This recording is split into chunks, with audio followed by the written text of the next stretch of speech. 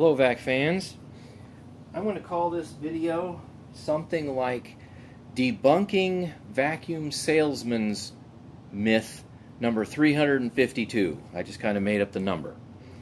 But you've probably seen on YouTube where somebody, sometimes a Kirby salesman, sometimes somebody else, goes and takes a nozzle, something like this, and goes, see, because the air intake is right in the middle, right here, this machine is going to give you superior performance. Well, this machine, this is a nozzle from a Heritage 2 Legend, will probably give you superior performance, but it's not necessarily just because the air intake is in the middle. They basically go and say, well, if it's off to the side somewhere, you'll have a lot of good pickup over here, a lot of good airflow or intake over on one side, but then as you get farther away, you get nothing at all. And I'm here to show you with an actual anemometer that that's not the case. So I have a Dyson DC-14 here with a big nozzle opening. I got a microfiber cloth and an anemometer.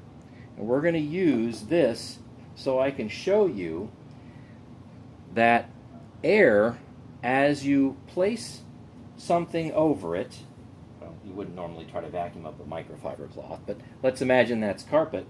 If you have airflow starting over here, as this is blocked off, the airflow, even though the hole is right in there, will distribute all the way over to here.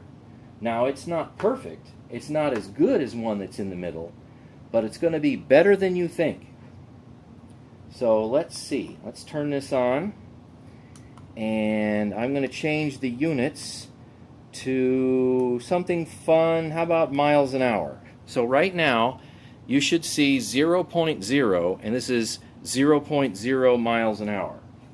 So let's turn this on. Let's see what we have.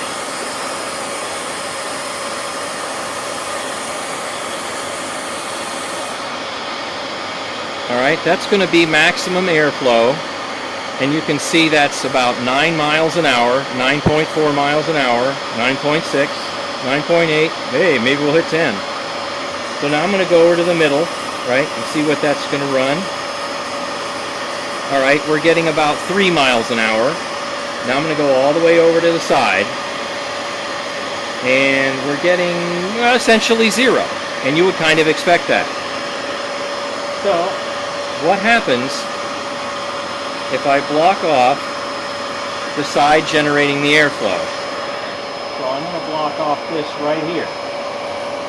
Okay, that's half of it blocked off. Let's check it here. Does the airflow distribute? Well, here's about 11 miles an hour, 10.7, 10.5. I'm going to go all the way over to the edge where it was 0 before, and now we're getting 3 miles an hour. Okay, so you get the idea. Now, just to compare, I'm going to do the other side. And I would expect to get more because, after all, this is where the air intake is, right there. So I blocked off half. Of course, it's like making the nozzle smaller. So here I am at 11. Okay, about 10.9, about 11 miles an hour. Let's go over here. Here's about 8 miles an hour. And I'll go over to the middle. Okay, 4 or so miles an hour. You see what I mean?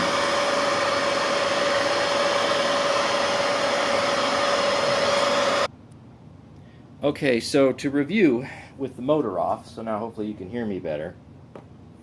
You have some salesman, either in a vacuum store or possibly in your home, come and say, look, your vacuum is worse than some other vacuum, for example, that has an air intake in the middle.